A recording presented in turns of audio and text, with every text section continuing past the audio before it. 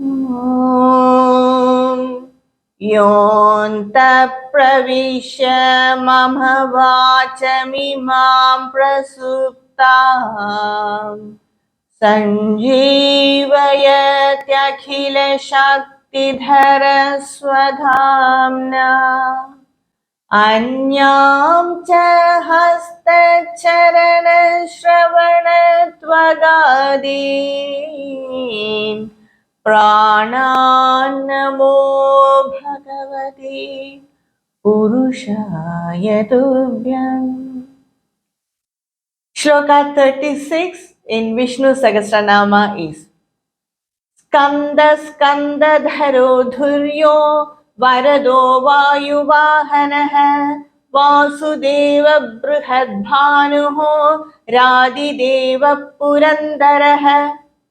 There are 9 namas in this shloka and they are Skandaha, Skandadaraha, Duryaha, Varadaha, Vayu Vahanaha, Vasudeva, Brihadbhanuhu, Adideva, Purandaraha.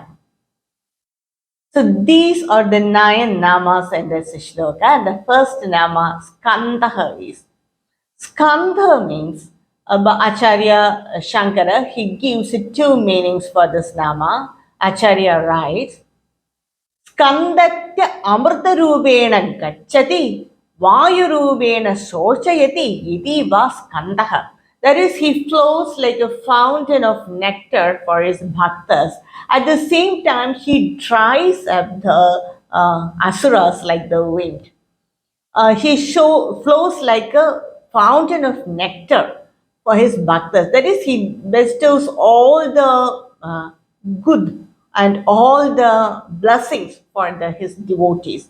But he just dries up the asuras like the wind. They cannot escape because they are doing adharma. So that is Skandaha, the real meaning of Skandaha. He blesses means, how does Bhagavan blesses a devotee? He blesses through the mind. He gives ideas or he gives opportunities or he facilitates to materialize our dreams. So he just works in a way uh, through our mind. He works as ideas in our mind. So suddenly we get ideas to satisfy our desires and we go after it and our desires get satisfied if it is a dharmic desire. So he just blesses his devotees. And Skanda Dharaha means he takes form to support dharma. And Acharya writes, Skandam Dharma Padam Dharayati iti Skandadharaha. So he supports Dharma and he manifests or takes form to uphold the Dharma. And a very famous shloka from Bhagavad Gita, chapter 4, shloka 7, it explains it all. यदा यदा हि धर्मस्य ग्लानिर्भवति Bharat अभ्युत्थानमधर्मस्य तदात्मानं सृजाम्यहम्. Whenever the dharma rises and the dharma declines, I will manifest or take form to uphold the dharma. So that is Skanda Dharaha. And in chapter 10 also, Bhagavan Krishna says that I am the Skanda among the warriors. So he took the form of Skanda to destroy the Asuras. So that's the meaning of the nama Skanda Dharaha. The next nama is Dhuryaha. Dhura means load. Duryan means one who carries the load. So Duryaha means Bhagavan Vishnu. He carries the heavy load of creation and protection of this entire creation. And hence he is called Dhuryaha. He carries the load of creation and protecting this universe, and so he is called Dhuryaha. Next nama is Varadaha. Abhimatam varan datati idi varada. He bestows all the blessings and he grants all the desired boons of his bhaktas. So he is called Varadaha. And another common name for Bhagavan Vishnu is Varadharaja, one who is the king of giving blessings. So Varadharaja. So next nama is Vayu Vahanaha. Vahana means vehicle, Vayu means wind. And Vayu Vahanaha means Bhagavan, he travels in the vehicle of Vayu, which implies that he just comes to the help, to the need of the bhaktas immediately. As soon as they decide, he appears before them. Appear in the sense, not in the form of with the Shanga Chakra, not in that form. In any form, he appeared before that striving devotee, the devotee who is in misery or the devotee who needs help. He come in one form or other and helps them. So he immediately comes to the bhaktas. So that's the implied meaning of Vayu Vahanaha. And another interpretation of Vayu Vahanaha is Bhagavan controls the 7 types of wind. The 7 types of winds as given in the Puranas are Avahan, that is the wind between the earth and the clouds. Pravahan, the wind between the clouds and the sun. Anuvahan or Udvahan, between the sun and the moon. Samvahan, between the moon and the stars. Vivahan, between the stars and the planets. Paravahan, between the planets and the Saptarishis. Parivahan, between the Saptarishis and the Dhruva Nakshatra. So these are the 7 types of winds, and Bhagavan Vishnu, he controls these 7 types of wind. And it is said that the pressure exerted by these regions of air that makes the stellar objects to keep apart without colliding with each other. So that's the interpreted meaning of Vayu Vahana. And the next nama is Vasudevaha. This nama is very famous, and this nama, it makes the Padashakshari mantra, that is the 12 akshara of Om Namo Bhagavate Vasudevaya. So that's this nama Vasudeva. Vasudeva means Vasu means the Vasasthala, we say one who lives. Bhagavan Vishnu, he lives everywhere, all pervading. He lives in all beings. And Deva means one who conquers, or one who is praised, or one who is worshipped. He stays or he lives in all beings, and all beings abide in him, and he is worshipped by all. That is the one interpretation of Vasudeva.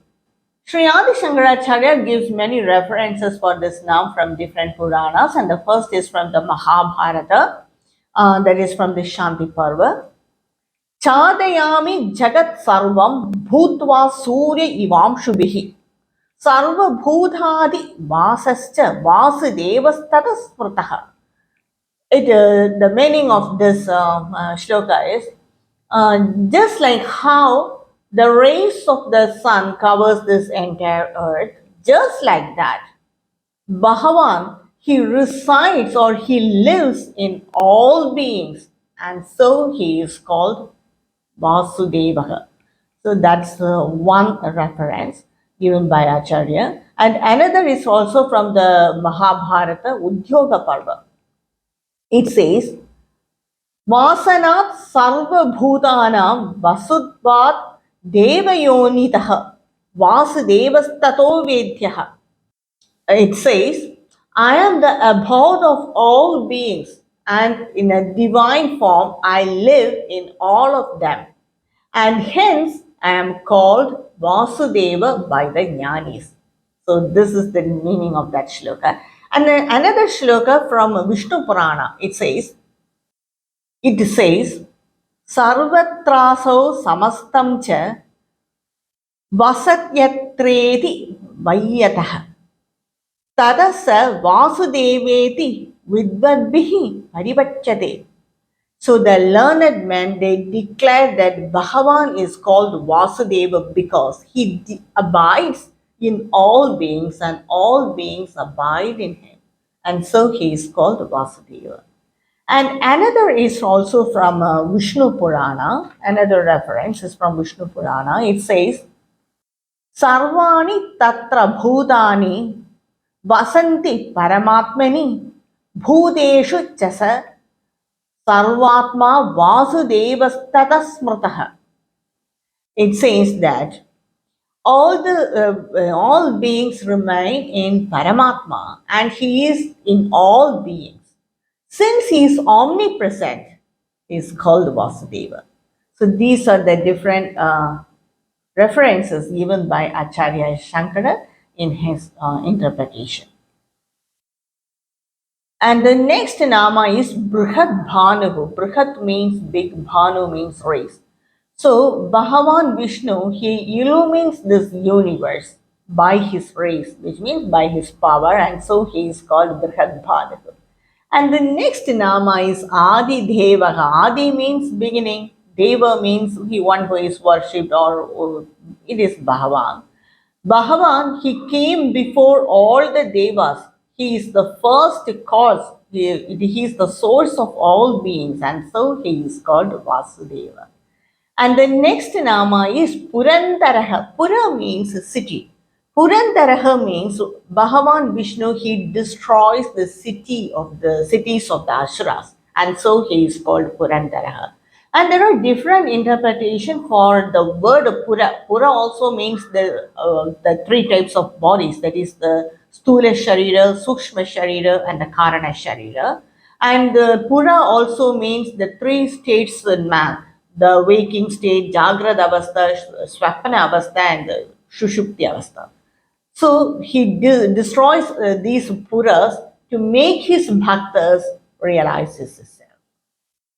So he is the destroyer of the Puras, and so he is called the Purandharaha. So the summary of this shloka is Bhagavan Vishnu, he flows like fountain of nectar in the mind of his bhaktas to bless them. And he also supports dharma and he bears the weight of creation and protection. He grants the desired boons of his bhaktas. He controls the wind. He is all pervading and illumines this universe. He is the cause of this universe and he is the destroyer of the cities. So that is the meaning of this shloka of Vishnu Sahasranama. I continue with the next shloka of Vishnu Sahasranama in my next video.